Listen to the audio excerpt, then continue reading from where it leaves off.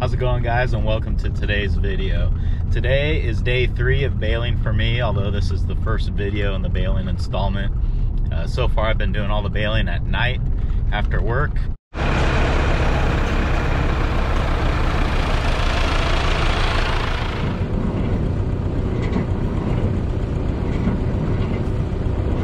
Today I have the day off, so I'm actually going to get to bale in the light of day. That's what we're doing today on Farmer Tyler Ranch.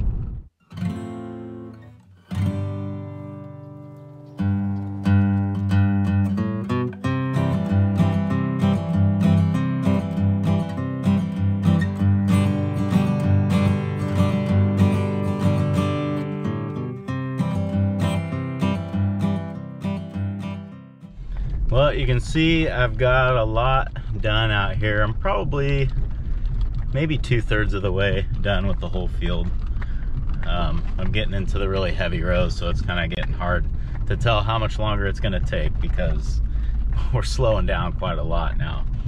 But I just need to drive over to these windrows and check the moisture and see if we can get started. Hopefully we can, and we'll get going.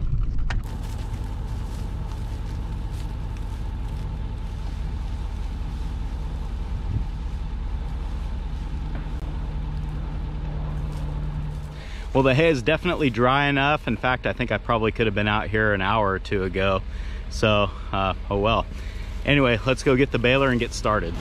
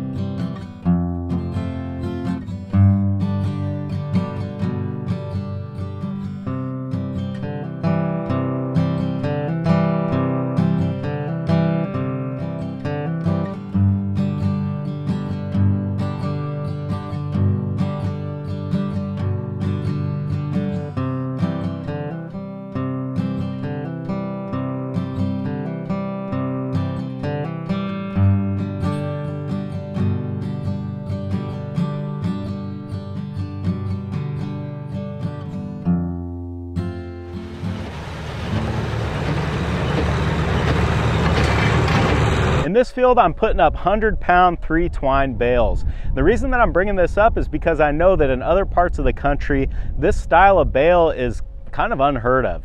I'm not really sure all the reasons behind it. I've heard a few theories of why in this area of California that we make these heavier 3-twine bales instead of the lighter 2-twine square bales that most people are used to. But however we got here doesn't really matter. What matters is that this is where we're at. This is what the customer base demands, so this is what we make.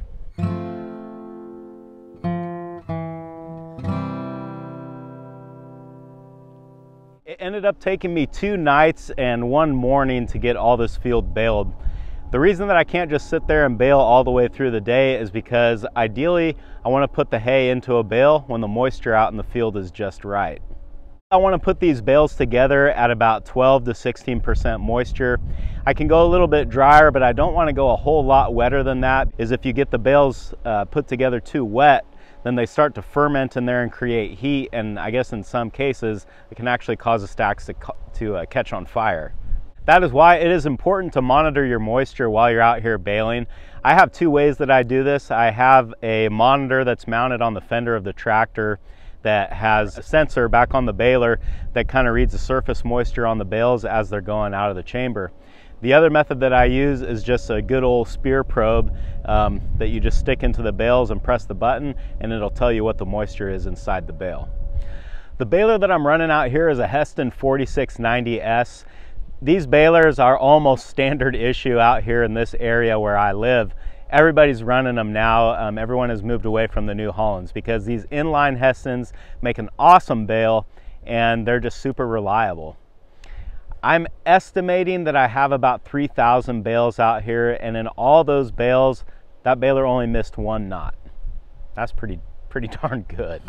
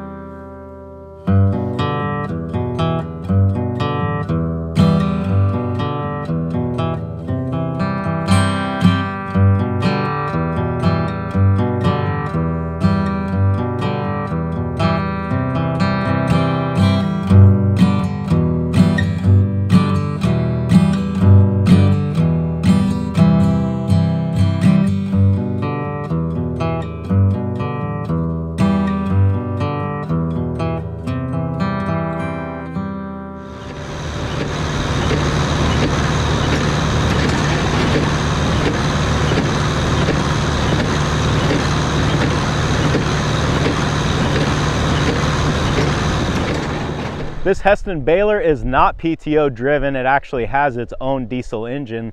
And as somebody that didn't have to buy the baler, I really prefer them this way because I can really regulate my speed with the throttle on the tractor and not just have to keep that thing wound up the whole time to spin the baler. The reason that I want to be able to regulate my speed so precisely is because I'm trying to put 14 strokes in each one of these bales.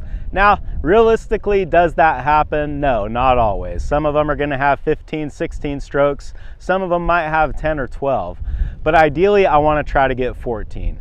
The reason for that, well, that's just how I was taught. And the guy that taught me how to bale hay said that a 14-stroke bale makes a good, strong, compact bale that's not going to be spongy and not going to squish on you when you get them in a stack. The 4690 even has a flake counter on it, so you can use that little indication to know how many strokes are in your bale.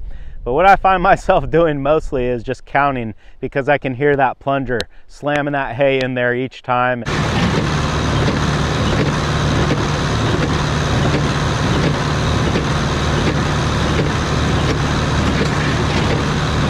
It almost gets a little bit mesmerizing as you drive around out here. You just count to 14 over and over and over.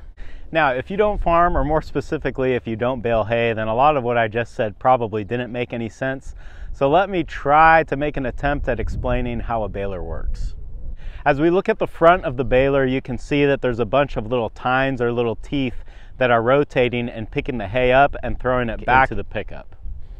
Once the hay is there, notice the 2 augers on either side pushing the hay to the center of the machine and the almost like claw-looking arm that's raking it back into the chamber.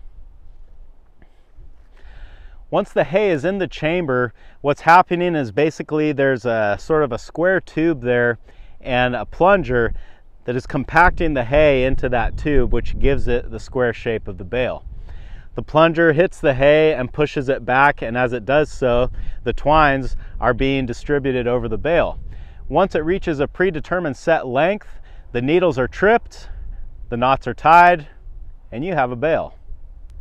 With everything baled out here, my job is pretty much done. Now all I can do is sit here and cross my fingers and hope that the harrow bed shows up and gets all this stacked before the rain comes. Thanks for hanging out in the field with me today, guys, and I hope I'll see you again on Farmer Tyler Ranch.